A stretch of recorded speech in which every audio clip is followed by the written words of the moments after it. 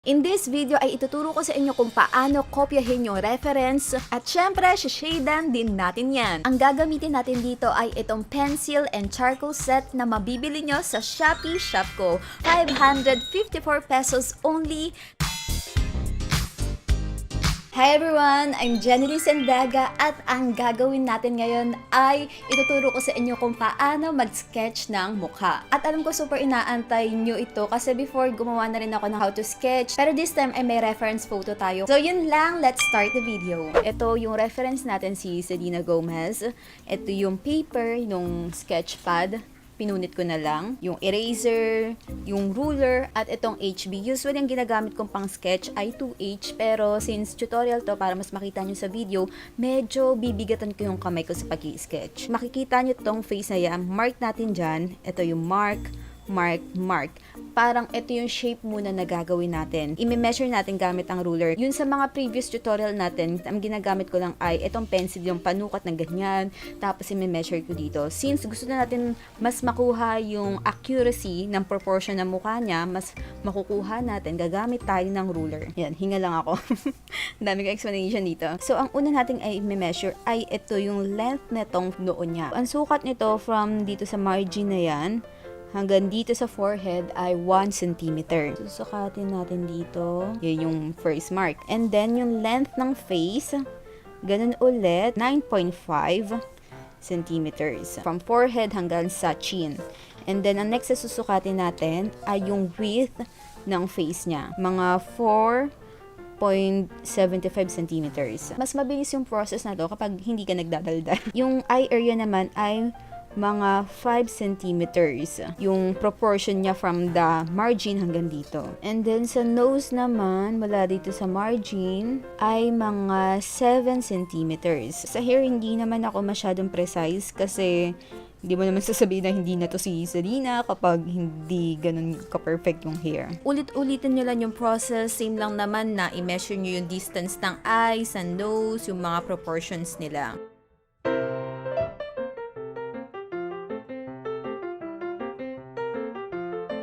Ito yung shoulder niya. Susukatin ko na lang ng pencil ko. So, yan yung basic form natin. So, from here, mukha pa siyang ewan. Focus na tayo dito sa face niya, sa mga details.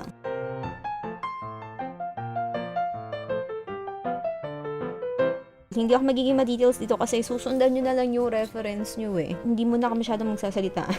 Focus ako dito. Lalo na kapag may reference akong kala mo hindi na magsasalita pero patuloy pa rin. Sundan nyo na lang yung mga features niya dyan. Kasi nakuha na naman natin yung measurement ng face niya. Etong process na to, yung minamark natin yung proportion ng measurement ng yung width ng eyes, yung nose, yung mouth.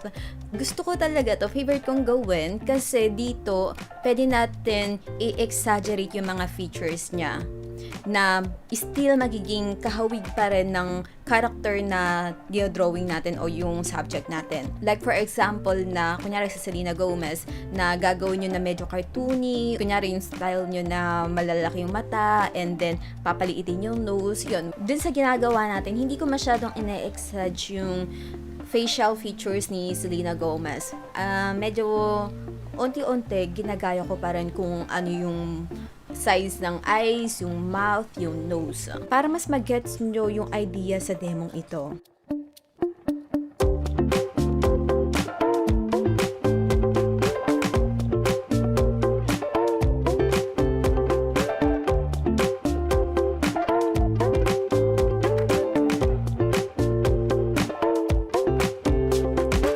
At bago ako magpatuloy, kindly like this video to support this channel. At kung bago ka pa lang dito, subscribe ka na at tap mo na rin yung bell to get notified. So, ang tuturo ko naman sa inyo ay ang paggamit ng grid method. Ito naturo ko na to before at again, grid is not cheating, tool lang to. Old masters natin, sila nga nag-imbento nito. Para yung ginawa natin na gumamit tayo ng guidelines natin, sinukat natin yung proportion para mas makuha natin yung accuracy. 1 cm pa horizontal. So, mark lang natin yan.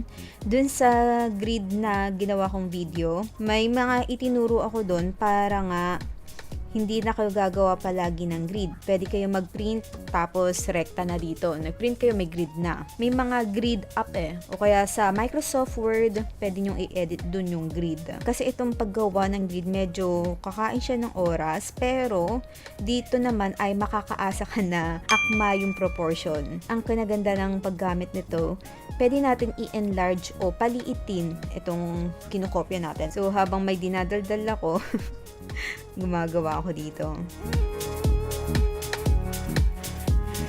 So yan, nalagyan ko na ng mark pa horizontal at pa vertical. Ang gagawin natin ngayon ay ipagduduktungin natin yan. Yung gagawa talaga tayo ng literal na grid. Ayan, kung nakikita nyo, kita pa rin naman yung grid natin kasi nga ang shiny nitong graphite. Pero rin kang gumamit na tong charcoal kapag mga black. Try natin. Ay, ang pangat pala.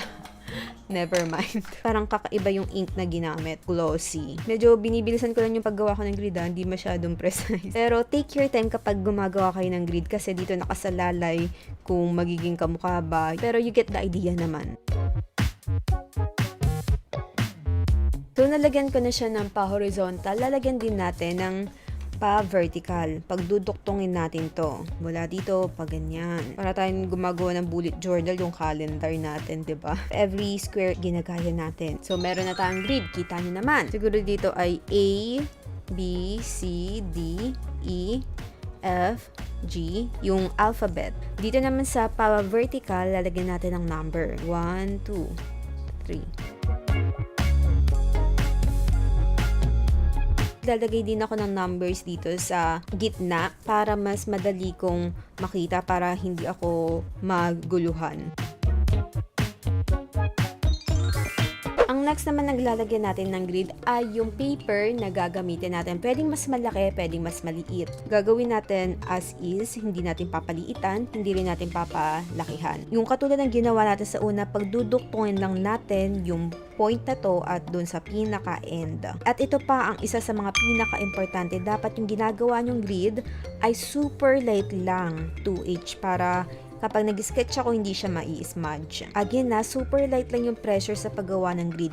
Kasi kapag binura nyo yan, tapos ang bigat-bigat ng kamay nyo, magdedent yung paper. And then kapag nag-shading na kayo, magkakaroon ng grid-grid yung mukha ng ginagawa nyo. Lalagyan din natin to ng alphabet, pa-horizontal at pa-vertical yung number. Diba nabanggit ko na dito sa grid method ay kokopyahin natin every square. So, hanapin natin dito yung 17 to H. At para hindi kayo ma-overwhelm, kung ano yung mga nandito sa box na nakikita nyo, parang triangle lang ganyan, yun lang yung gagawin nyo.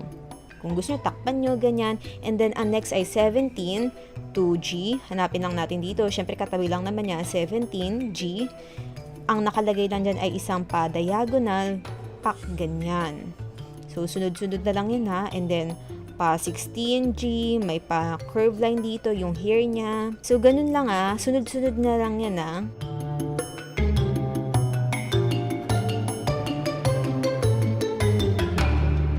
So, ito yung itsura niya. Medyo hindi niya pakahawig, pero kapag nilagyan na natin ng shading yan, kasi nga, medyo parang anlitang mata niya kasi walang shading around the eyes. And then, yun, buburahin nyo lang yung mga grid-grid na yan. Pero, pwede kayo gumamit ng color pencil. Ito, color block yung gamitin nyo Since gusto ko lang makita nyo na magpa-pop out pa rin siya na hindi siya mabubura, yung outline lang yung malalagyan.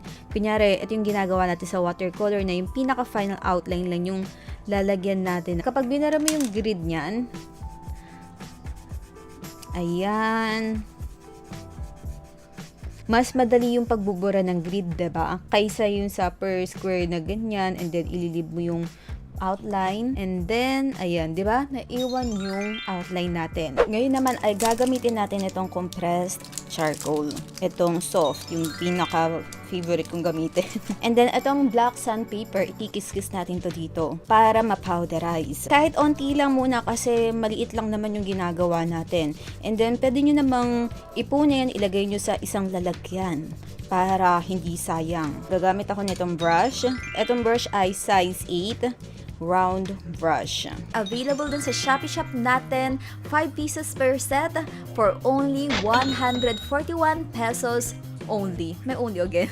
Ito yung gagamitin natin para sa skin tone. Para smooth, yung ganyan, no? Diba? Ang bongga. Ito na yung sketch na ginawa natin. Tapos, maglo-load tayo dito sa brush niyan. Ito ay walang tubig to, ah. Importante na wag yung lalagyan ng tubig kasi ang technique na gagawin natin ay dry brush technique, which means na dry yung brush. Huwag nyo kagad ilagay dito. Black yan, no? At mapapansin nyo na streaky siya. Kaya ang gagawin natin ay kailangan natin ikalat sa buong bristle, ma-even out bago natin ikaskas doon. So, kung makikita nyo na ito streaky, dito smooth na, pantay na siya. And then, tsaka natin ilalagay dito pang kukontour natin or shading sa face niya. At super light lang yung pressure ko. Hindi ko dinudot-dot ng ganun. And yung iba, gusto nila na tinatapos muna yung mga black area like yun sa eyes. Yun nga, pwede nyong gawin yun. Pwede kayong magsimula sa light to dark or dark to light. Pero ako mas gusto ko yung light to dark kasi mas maiiwasan kayong mistake.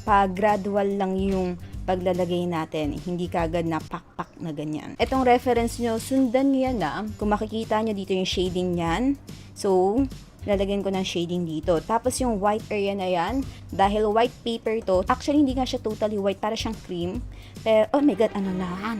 Napang-taping.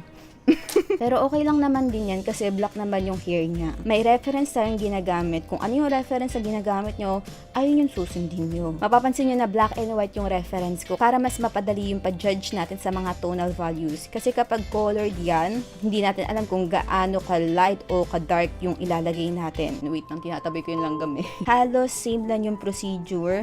Binabalik-balikan ko lang yung mga part ng shading. Hindi ko kagad ini-stroke na ganito, yung dark kagad, para nga hindi streaky. And then, itong number 2 round brush, ito naman yung gagamitin natin sa mga small details like yun sa around the eyes. Nihingal ako. Para tuloy soko yung boses ko. Sa pag-shading ng nose, huwag yung ganito yung pak, huwag yung ganyan. Bibuild tayo ng mga layers. Gagamit ako nitong 8B para dito sa details ng eyes niya. Kasi kapag ginamit natin yung brush, soft siya eh. Ito, ang gusto natin mangyari ay super sharp yung edges. And kapag gumagamit kayo ng graphite pencil, shiny talaga siya compare sa charcoal, pero ito 8B, kaya mas maano yung graphite nito compare sa clay. May nabasa akong comment dun sa review ko na hindi daw nila bet yung pencil dito kasi nga shiny siya. Ganun talaga yung graphite kasi alam ko yung graphite parang shiny mineral eklabo siya. Kapag gusto nyo ng hindi shiny, then go for charcoal. In this part, ay ita-timelapse na natin kasi again, pare-parehas lang yung process. The more na you add ng more layers, then mas nagiging darker yung tonal values. Kapag sinabi nating tonal value, ito yung darkness to lightness ng shading natin. And also, disclaimer lang, yung gagawin natin dito ay hindi ganun ka-hyper or realistic. Yung semi-realistic lang yung ginagawa natin. Kung gusto nyo ng mas realistic pa dito, then add more shading.